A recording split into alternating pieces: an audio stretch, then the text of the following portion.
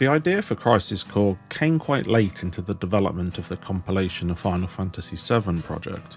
After the release of the first game in the compilation, Before Crisis, that game's director, Hajime Tabata, was approached by Tetsuya Nomura and Yoshinori Kitase to direct a game for the PSP. According to Tabata, the plan was always for it to be a game in the Final Fantasy series, but after a chat with Nomura and Kitase, it was decided it should be a new title in the compilation of Final Fantasy VII. Initially, it was set to be a port/remaster of Before Crisis, as that game was confined to NTT Docomo mobile phones, severely limiting the player base. Nomura-san originally envisioned calling it Before Crisis Core, but with it turning out to be quite different to its mobile counterpart, mostly due to the main character changing from the Turks to Zack Fair, an important side character from Final Fantasy VII, the Before part of the name was dropped and Crisis Core was born. Square Enix decided to go with the prequel story because most of the groundwork had already been laid years earlier. Zack was chosen as the lead due to his fate being predetermined and shown in FF7, and the rough story and character art was already in place since the late stages of that game's development, so it just made sense to expand upon the work already done. When Crisis Core Final Fantasy VII was released in Europe in June 2008, I was beyond excited. One of my favourite characters from one of my favourite games now had his own game, which was expanding upon his story. It was a dream come true for myself and many others, and a runaway success for Square Enix. I'm not entirely sure about the total number it sold. Some sources say 2.6 million, some say 3.1 million. But either way, it was Square Enix's best-selling PSP game and was loved by fans and critics. And that was it. There was no PS2 port or HD remaster. There wasn't even a digital version available on the PlayStation Store. And so a game held in high regard by pretty much everyone who played it drifted into cult classic status, never really getting the audience it deserved. There's a common theory that this lack of a much needed remaster was down to licensing issues. The character Genesis is visually based on the Japanese singer Gact, who also lends his voice to the Japanese version of the game, and for a time dressed like the character during performances. Quick side note, I wanted to confirm this costume fact and I learned an important lesson in correct spelling. Then, in March 2015, just before the release of Final Fantasy Type 0 HD, Tabata-san was asked by Digital Spy about a potential Crisis Core remaster, to which he said, no.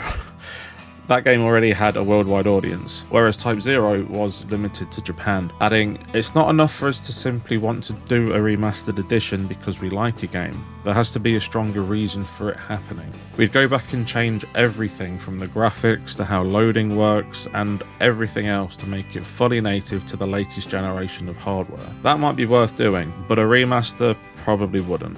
But what I took to be the final nail in the Crisis Core HD coffin turned out to be obvious foreshadowing, because in June 2022, Square Enix released a trailer showing off Crisis Core Final Fantasy VII Reunion. According to Nomura, there were talks of making this Crisis Core remaster earlier, but we were in the middle of developing the Final Fantasy VII Remake, so we felt it was appropriate to wait till the end of Final Fantasy VII Remake before working on releasing Crisis Core Reunion. And in that same interview, Nomura-san finally puts the Gact licensing rumour to bed by saying, the rumours aren't true. There was nothing to do with Gact or a contract that was preventing a remastered version of Crisis Core. Then, in December 2022, 15 years after the original release on PSP, Crisis Core Final Fantasy VII Reunion hit store shelves, selling 156,530 retail copies in its first week in Japan. Square Enix has gone on record calling Crisis Core Reunion something between a remake and a remaster, and I completely agree with that. The bones of the PSP game are there, as is evident with character animations, etc., but all the assets have been remade, all voices re-recorded, massive enhancements to combat, completely redone FMV sequences, and there's a list of quality of life improvements so long it could be a separate video. But it isn't perfect. Being a pretty faithful remaster, it also inherits a lot of the issues the original Crisis Core has. Issues that could have been fixed if Square Enix leaned a little harder into remake territory.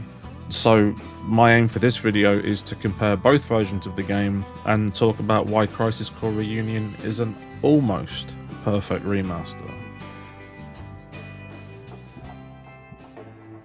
The improvements become apparent as soon as the game begins. For starters, the quality of the full motion videos have been improved significantly. They were redone by Square Enix Image Studio division using AI upscaling to increase the resolution from 480 by 272 pixels, and manual techniques were used to implement other changes, like replacing the original Buster Sword design with the one used in FF7 Remake. I've seen a lot of people complain about the end result of this upscaling, but I think it's fine. Sure, the FMVs look quite grainy in comparison to a completely new render, but whether it's due to time, cost, or the fact Square Enix had a habit of losing source files, they decided to go with AI upscaling, and it does the job.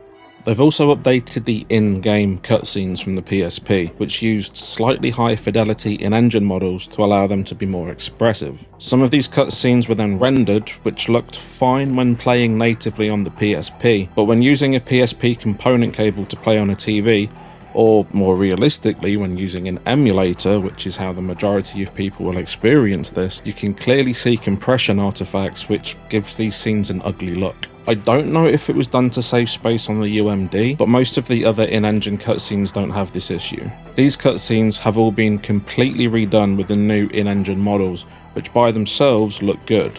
But it can be jarring when transitioning into full motion video because the two art styles just don't match. The new look brings the game more in line with Final Fantasy VII Remake, which by itself is a smart move. But the character designs in the full motion video are in line with Final Fantasy VII Advent Children and don't completely match 7 Remake's aesthetic. And the look of the in-game models themselves never reach Remake's level of quality or detail, sitting somewhere in between that and Crisis Core PSP. And even then, the look is inconsistent, with some shots looking great and others looking weird or just bad. The fact the bones of Crisis Core PSP are used pretty much one-to-one in character animations creates a weird issue with how certain scenes look when in motion. The original art style looked a lot closer to Nomura's more cartoony designs, giving the original game an almost anime look to it, which was reflected in characters' often exaggerated and cartoony movements. On the PSP, it looked perfectly fine, but in Reunion, having more realistic looking characters moving like anime characters feels off to me, and it often pulled me out of the experience. To be honest, as good as Reunion looks, I do prefer the visuals of Crisis Core PSP. It looks a lot closer to Nomura's designs, and the exaggeration in the characters' movements and facial animations makes them far more expressive. The characters' voices probably have something to do with that too, but that's a topic we'll talk about later. One area that I feel has been improved across the board is gameplay. In Crisis Core PSP, Zack felt heavy and kind of slow to control. His movement was mapped to the D-pad and analog stick, so sensitivity and accuracy were never a thing, as anyone who's used a PSP knows how limiting that analog stick slider thing was. And the camera was mapped to the shoulder buttons, making it restrictive and clunky to use with a very limited visual window. In Reunion, Zack is a lot nicer to control. His animations are smoother, making him feel quicker and more responsive, and now there's a sprint button to make getting around even faster. And the camera is mapped to the right analog stick, allowing for full 3D control, even in battle, which makes a huge difference. As during fights in the PSP version, the camera would pull out and lock in position as the shoulder buttons were used for something else. The story still takes place over 11 chapters, or a prologue in 10 chapters, depending on who you ask, and there's a ton of quality of life changes.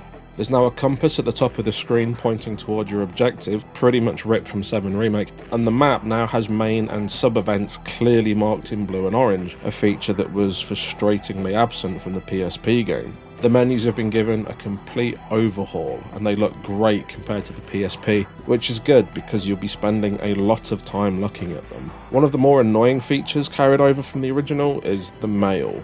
As the story unfolds, Zack receives mail from the various characters and NPCs he meets. Some mail offers useful hints and tips, some share bits of lore and backstory, and others just waste your time. But there's so much of it, and you receive it so often, it becomes an annoyance before long. Luckily, Reunion has streamlined the process of reading and sorting mail, but it's still a feature I wish I could switch off, as I don't think it adds anything to the overall experience.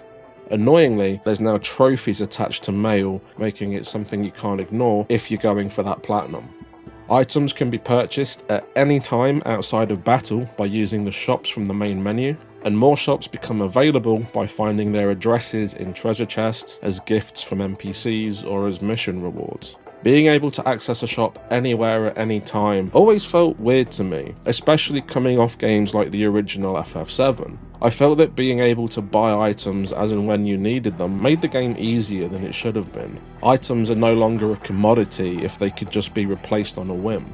But the reality of it is it made no difference whatsoever, as even with them being easily accessible, I still found myself hoarding items like some kind of kleptomaniac squirrel. It's also been funny seeing similar shop systems pop up in Final Fantasy XIII and XV, essentially making it the new normal.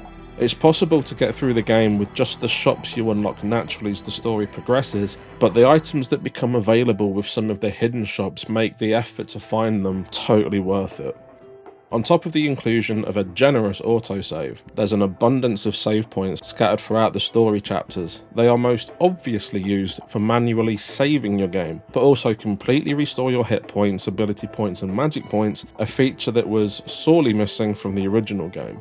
Save points are also used to access missions, this game's version of side quests.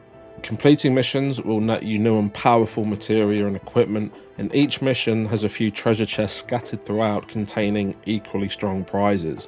Unfortunately, missions are where the majority of Crisis Core's gameplay is focused. Due to the small size of the PSP UMD, a dual layer disc can only hold 1.8 gig, less than half the storage of a single layer DVD. A lot of space was taken up with music, voices, videos, and a lot of compromises had to be made to save space. This led to the bulk of the gameplay being padded out with 300 missions taking place over 5 or 6 environments that are repeated ad nauseum. Reusing assets in this way is a great way to provide more gameplay with limited disk space, but it doesn't stop them from getting real boring real quickly. Now, in fairness, they are mostly optional. I finished my latest PSP playthrough with around 20% of the missions complete, and that gave me more than enough levels and gear to beat the final boss. And on my first PSP playthrough all those years ago, I actually enjoyed the missions. I'd play on the bus on my way to work, and before they got tedious, I'd have arrived at my destination, and it was time to switch it off. Similarly, I'd use my short break times to complete a couple more, slowly chipping away at them over time. They were designed to be played like this, in short bursts on a handheld. The problem with that is that style of gameplay loop doesn't translate so well to a home console. Now, I can't speak for the Switch version or even the Steam Deck, but being primarily handheld systems, I imagine they offer a similar experience to the PSP. I, however, was playing Reunion on the PS5, and due to wanting this remaster for over a decade, you bet I was going to squeeze every last drop of gameplay I could out of it. And so I did. And oh my god, it was a slog. I will admit, finding the materia and equipment that absolutely breaks the game was a fun reward, even if it does make the rest of the campaign fights trivial. And fighting and defeating the hidden boss was gratifying, even if the boss itself was a lesson in bullshit. But I digress. The missions as they are a relic from a different time and a different platform that are not a good fit on the PS5.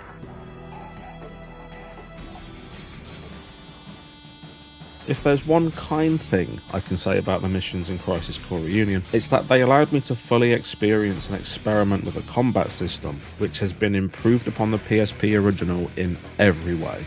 Attacking with Zack's sword is now mapped to its own button, and it can perform a quick and responsive 5-hit combo in real time, unlike on the PSP, where the melee attack was part of an overall command bar, which also housed any equipped magic and abilities, as well as your items. Sword attacks were generally a lot slower, with the option to attack again not appearing until after the current attack animation was almost finished. Cycling through the commands is done with the PSP shoulder buttons, which work well enough, but accidentally knocking the shoulder button would cycle to the next option in line, breaking a combo and triggering an unwanted magic attack or ability if you didn't notice in time. It would also remember what the active command was when the previous battle ended and would start the next battle in that position, often leading to accidentally casting magic at the start of the next battle when you wanted to use your sword. And by you, I mean me, because I did that a lot. Battles in the PSP version also feel slower, with enemies attacking less frequently than they do in Reunion, which is possibly to compensate for the fact commands are on a menu and scrolling through them takes time. It was also much harder, if not impossible, to break out of attack animations using guard or dodge. But in Reunion, everything is smooth, fast and responsive. It doesn't quite reach the finesse of 7 Remake's combat, but it's a huge improvement over its predecessor. Zack softlocks onto enemies, a carryover from the PSP, which I actually like, as it stops him from flailing wildly at nothing if a target dies or is missed, but now you can lock on properly at the click of a button for a more focused assault. I wasn't a fan of the default controls, which had X as the dodge button, but thankfully there is an option to completely customise the controls, so I made circle the dodge button and had a much better time. Again, the ability to customise control layout is a huge improvement over the PSP, which had no options at all. Combat encounters take very little skill in Crisis Core Reunion, with most battles being a lesson in spamming your most powerful magic or ability until your MP or AP runs out. And those particular resources are refilled so frequently that it never really becomes an issue. Any noticeable challenge against stronger enemies and bosses usually comes down to the equipment and materia you're carrying, as starting a fight with the wrong gear will put you at a noticeable disadvantage or see you wiped out completely. Luckily, when you die in combat, you're given the option to review your equipment and try the fight again, giving you an opportunity to battle with the correct setup. This removes any sense of punishment for failing, which to be honest, I'm not against.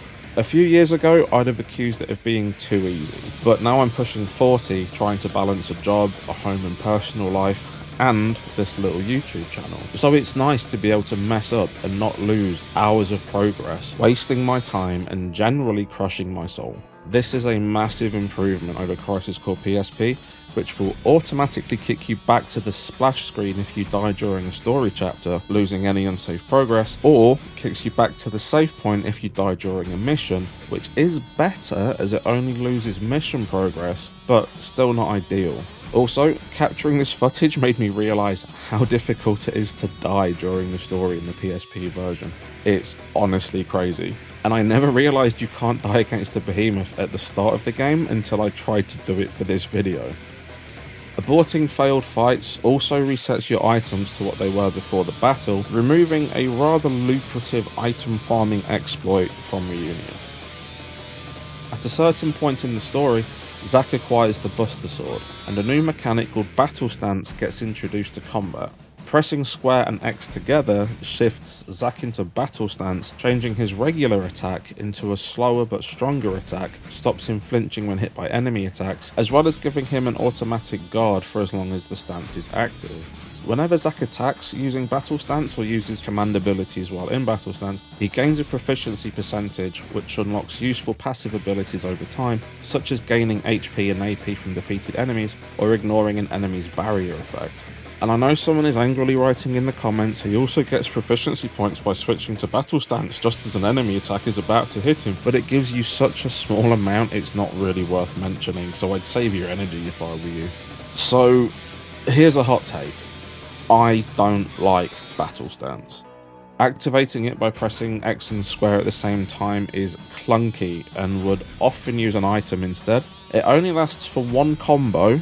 Hearing Zack repeat the same lines over and over and over while using it gets irritating real quick. This'll do! Oh no you don't! Here we go! This is gonna sting! Taking you down a path and— Shut up! And for some baffling reason, it costs AP to use. I've seen people say they like it because it brings the combat more in line with 7 Remake, and that's a fair comment, but I would have much preferred it if they just nicked the Operator and Punisher stances one-to-one. That being said, this too is a huge improvement over the original game.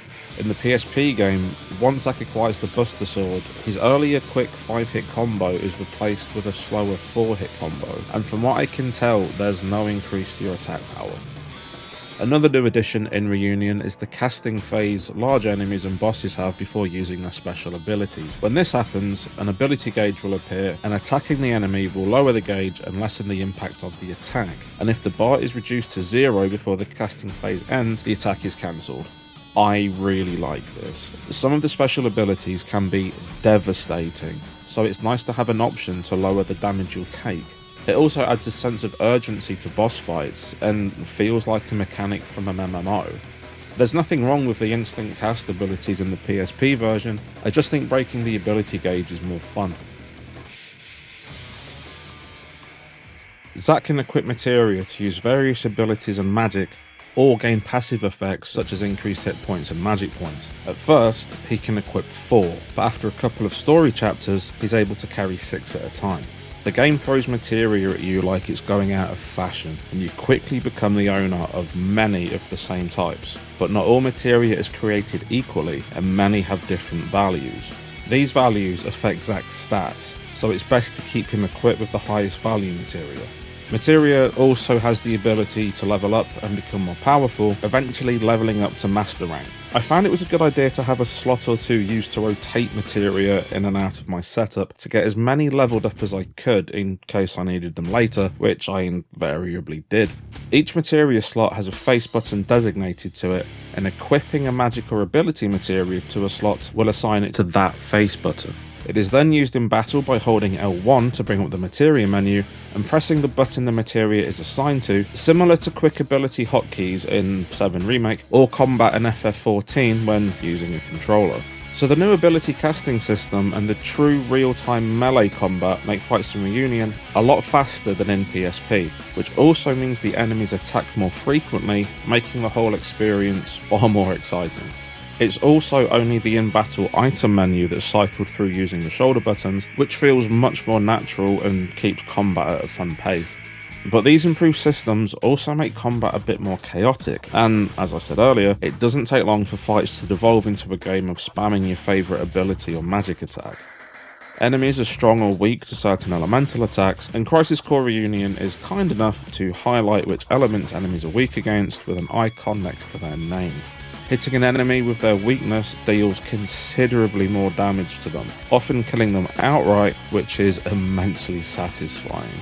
Using magic depletes MP, and using abilities uses AP, both of which can be replenished at save points or with recovery items that can be purchased from the shops. And once Zack reaches the rank of first class in the story, he will receive a combat evaluation after each battle.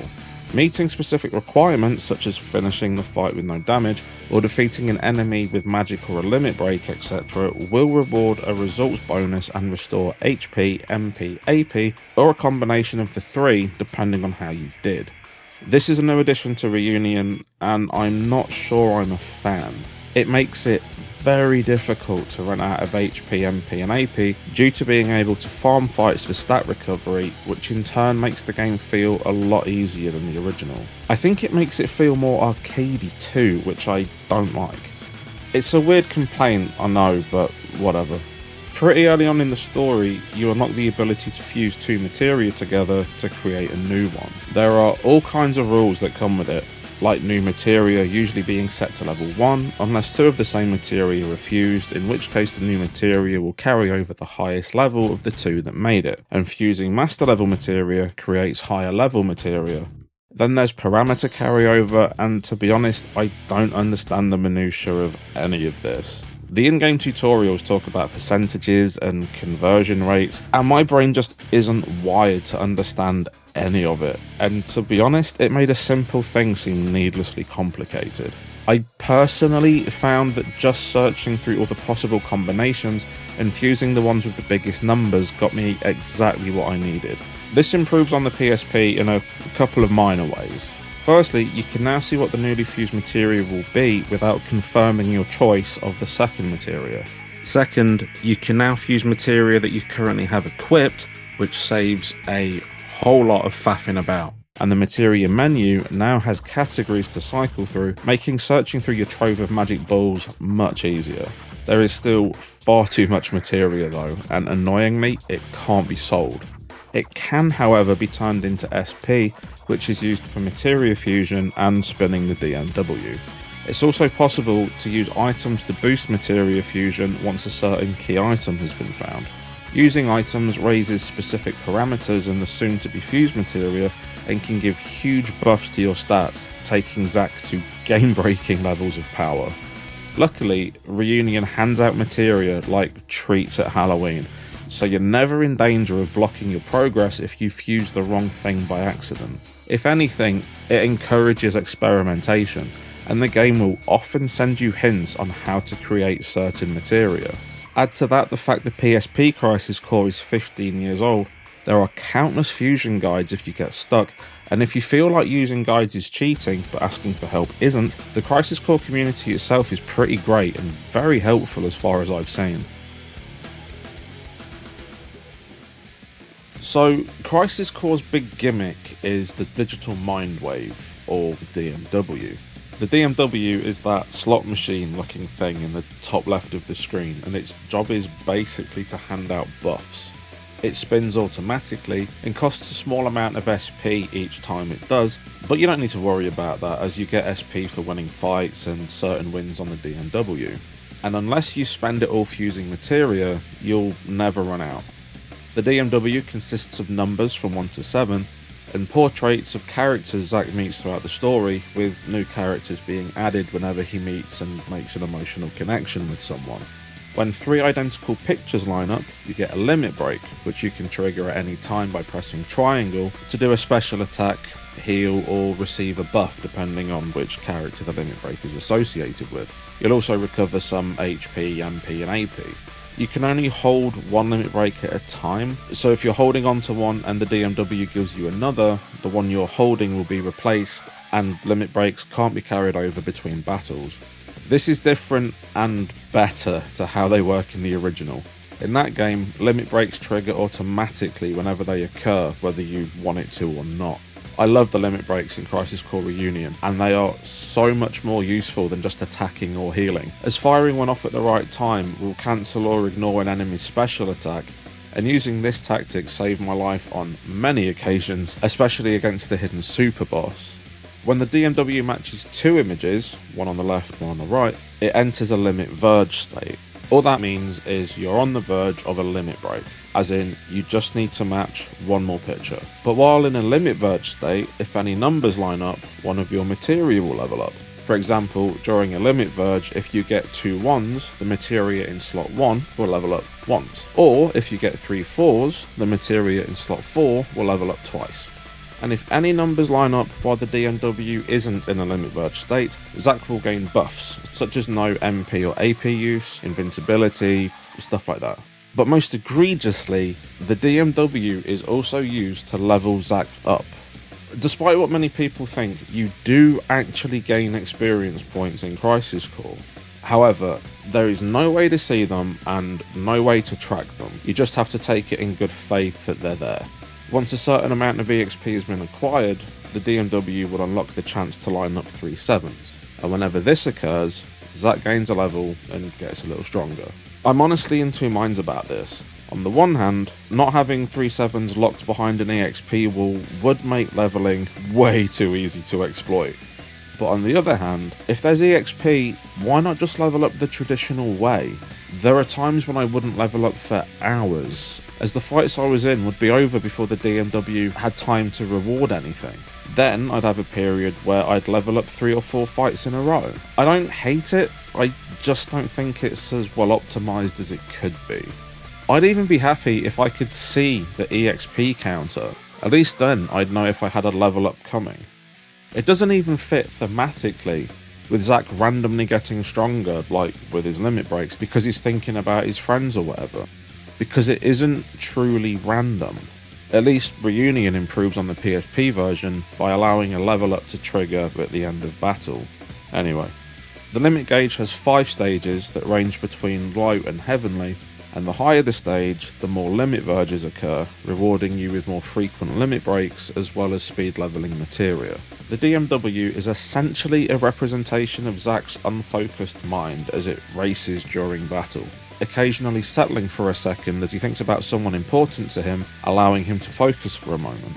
Because of this, if Zack interacts with someone special during the story and his emotions become heightened, they will be on his mind more than anyone else, and he has a higher chance of entering a limit verge with that character. Whenever this occurred with a character whose limit breaks were super powerful or useful, I'd end up spending a few hours doing missions to exploit the hell out of it. In addition to the regular DMW, there are some extra modes that unlock through doing missions, namely Summon Mode and Chocobo Mode. Summon Mode unlocks when you acquire your first summon. This will cause the DMW to occasionally enter Summon Mode, where all the real portraits change to summons, and if 3 of the same portrait match, a corresponding limit break move will be added to your stock to use when you need. Unlike regular limit breaks, summons are triggered by pressing L3 and R3, so they won't replace whichever limit break you're holding on to. Summons are great, and their pre-rendered attack animation videos look amazing, and are fun to watch occasionally. But they can drag a little too long sometimes, so the devs were nice enough to include a skip video button. Then there's Chocobo Mode, which unlocks after acquiring a special item. This is the same deal as Summon Mode, but instead of monsters, it adds fun creatures like Moogles and Cactars to the DMW once they've been acquired. And not all of the DMW wins are attacks. Some of them will buff you, and some of them will even level up your materia. However, these limit breaks are also triggered with L3 and R3, so if you're holding onto a summon, it will be overwritten. I'd always be happy when Chocobo Mode activated, especially if I was grinding materia levels and got a Moogle limit break. There's another mode that unlocks too, but I don't know if naming it counts as a spoiler, so I'm not going to talk about it. The DMW in Reunion is a massive improvement over the one in the PSP. Being able to save limit breaks to use later in battle is a great addition, and the whole thing is far less intrusive. In the PSP game, whenever you'd enter a limit verge, the action would stop as the DMW takes up the entire screen, spinning and spinning as it decides if you get a limit break or not. It constantly breaks the flow of combat and makes battles take far longer than they need to. And they're unskippable. You're just trapped there, like a prisoner to fate. It feels just like Vegas. The summon FMVs have also been completely redone in Reunion, and not just upscaled with AI like the rest of the cutscenes. Why Square Enix opted to animate new summon cutscenes for the summons and upscale cutscenes for the story, I don't know. But I imagine it has something to do with time and money, as the summon animations are considerably shorter than the story cutscenes. Either way, they look great. Then there's the general UI overhaul, making the screen look more modern and tidy compared to its predecessor, which looks like a pachinko parlor. And most importantly, every single memory, image and video is skippable from the moment it begins. Some scenes are skippable on the PSP, but the event and limit scenes aren't, so this is way better. Interestingly, they were meant to be skippable on the PSP, but by the time the devs realised the feature hadn't been added, it was too late to implement. The DMW's fine. It's a fun gimmick that constantly rewards and buffs you, which does make the game easier at times, but it keeps it fun. The thing that's annoying about it is, all that stuff I just explained about how it works ultimately doesn't matter. It's out of your control. You can equip materia to skew it more towards certain outcomes, but other than that, it's random, which would normally be fine, but this time around there's a trophy attached to completing the DMW, and the randomness of it makes it a nightmare and a time sink. I'm also not a fan of not being completely in control of a combat situation in an RPG, even an action RPG. There's a level of strategy that you lose with randomness, and I feel like it takes something away from the experience, but that could just be me. I just want to talk about the music for a moment, and I can't think of a way to slot it in naturally, so I'm gonna talk about it here. The music in this game is awesome. One of the main motifs of the soundtrack is a song titled Succession. It's a beautifully melancholy piano piece that perfectly captures the underlying sadness of the events to unfold and often appears at tragic points in the story. Marco City, with its reverbed electric percussion, swelling synth and piano break, sounds like something from a Faith No More album. Vigilant Night oozes the feeling of a film noir and acts almost like a precursor to the Turks theme from Final Fantasy VII. And the battle themes, all of them go way harder than they have any right to, with breakbeats and wailing electric guitar.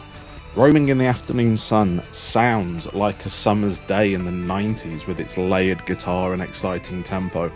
I could do a video just talking about the soundtrack alone. I won't, because describing music isn't one of my strengths, but I could.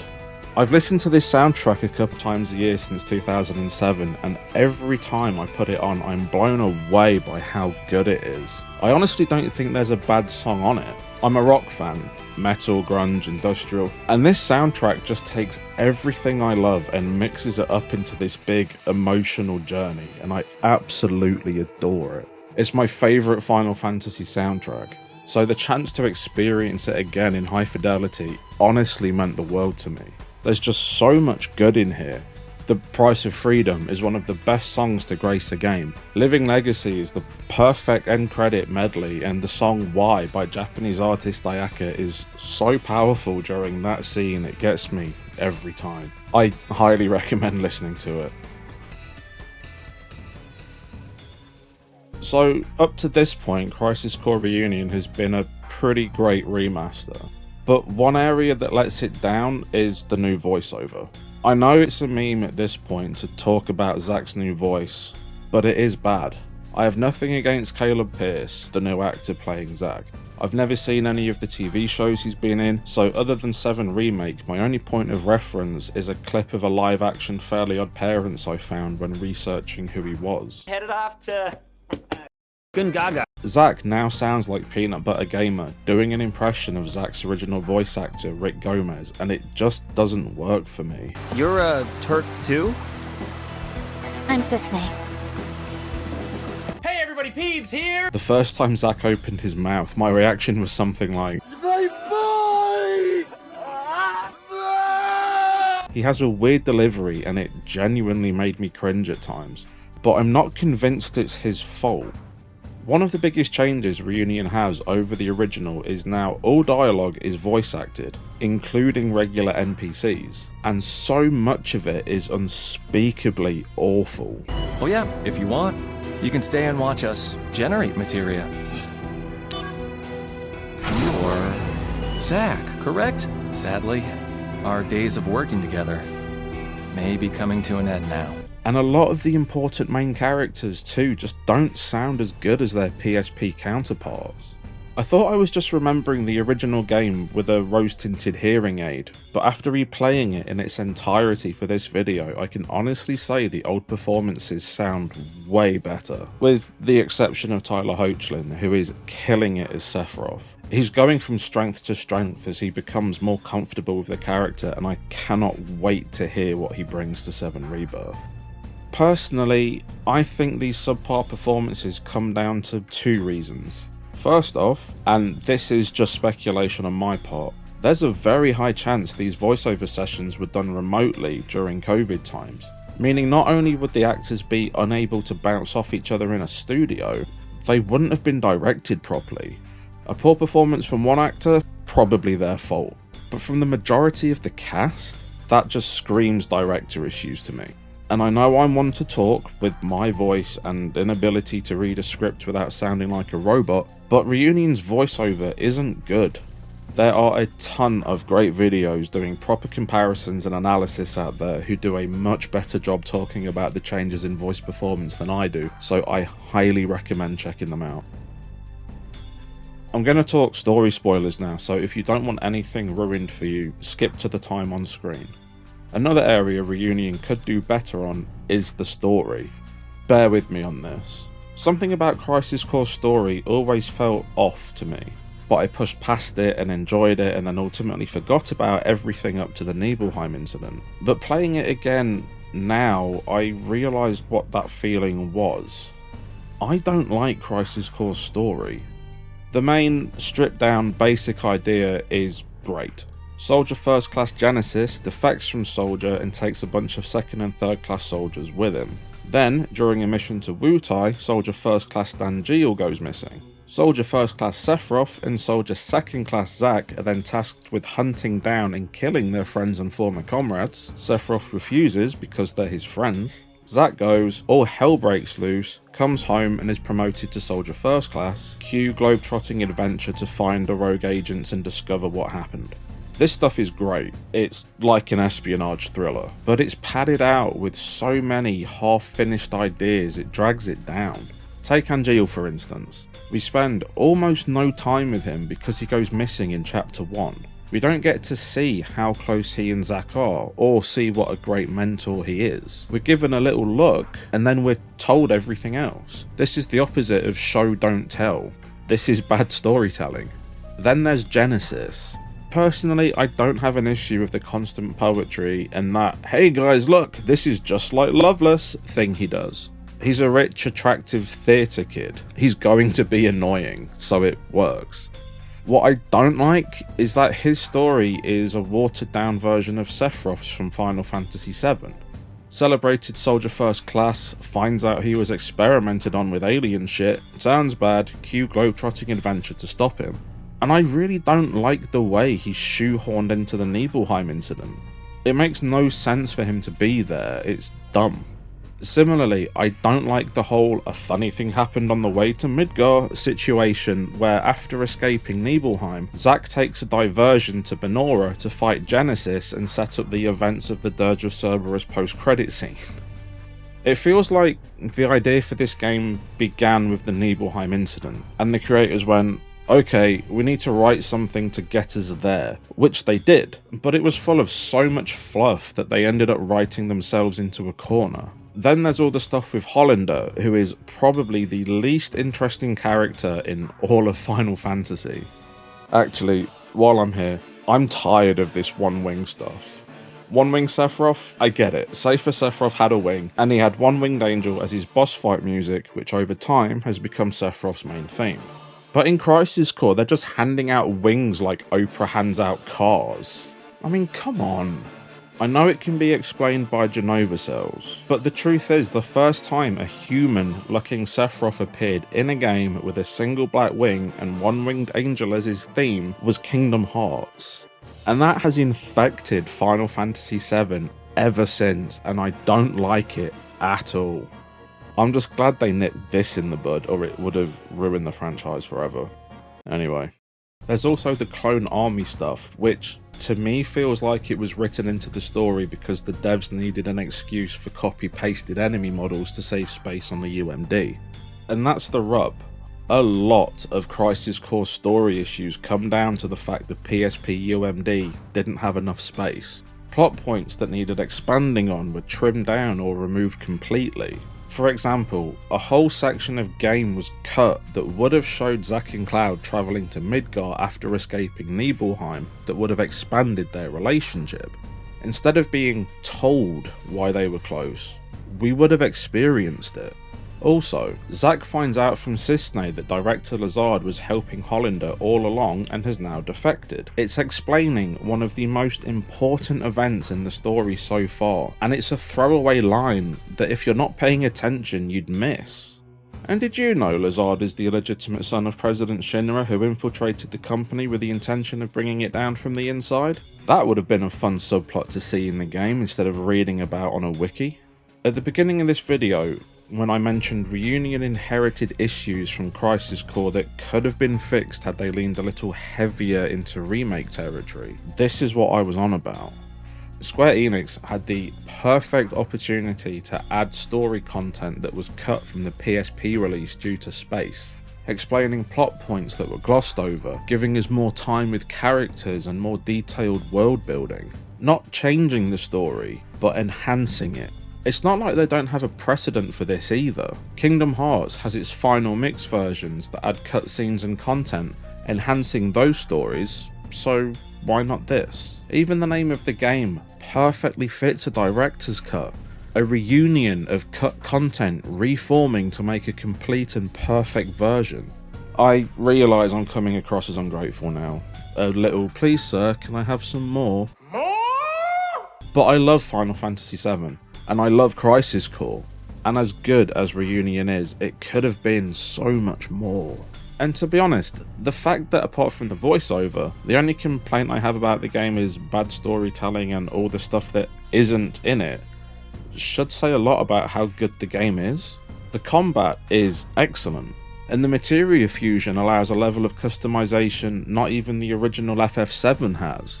The music is some of the best in the franchise and one of my personal favourite soundtracks. And seeing the Nibelheim incident play out as it happened is an incredible experience. And as much as there's stuff in the story I don't like, it had no effect on the stuff that mattered. Ultimately, Crisis Core is about Zack Fair and his relationships with the people around him. Everything else is just background noise. And Zack is such a likeable character, and his relationships are so well portrayed that seeing the DMW do what the DMW does during the final battle is so effective. And I'm not ashamed to admit that yes, I did cry at the end a few times, and I still get wet eyes when thinking about it to this day.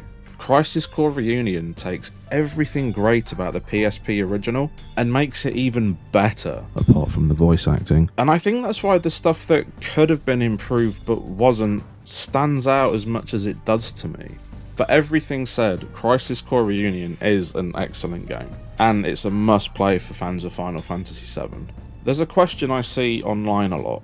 A variation of, I've never played Final Fantasy VII, should I play this? Or, I've only played 7 Remake, should I play this? And a lot of the answers to those questions are usually, no, play FF7 PS1 first, you'll be confused. But I'm going to go against the grain and say if you've never played FF7 or only played 7 Remake, then yes, you should definitely play this. You won't have a better or worse experience than people who have played the original 7. It'll just be different. Like the kids who grew up watching the original Star Wars trilogy, then saw the prequels, versus the kids who saw the prequels before watching the original trilogy. It's the same story, you're just experiencing it differently. And maybe that's how you're supposed to experience it. So yeah, Crisis Core Reunion, have you played it? What did you think? Let me know in the comments. Also, I've put links in the description to all the interviews and articles I used for researching this one, so I recommend you check those out if you want to know more behind the scenes stuff. And if you think I'm spreading misinformation, tell them, not me. And if you're still watching after this long, thank you so much. It genuinely means the world that you're choosing to spend your time watching these long-ass videos I make. And to my subscribers old and new, thank you for your patience too. This month has been horrible with software issues and then health issues, and I'll be honest, this one was an absolute struggle to get out. So if you thought my voice sounded off at any point, that's why. And finally, don't forget to like the video and subscribe if you're new. I'll see you in the next one.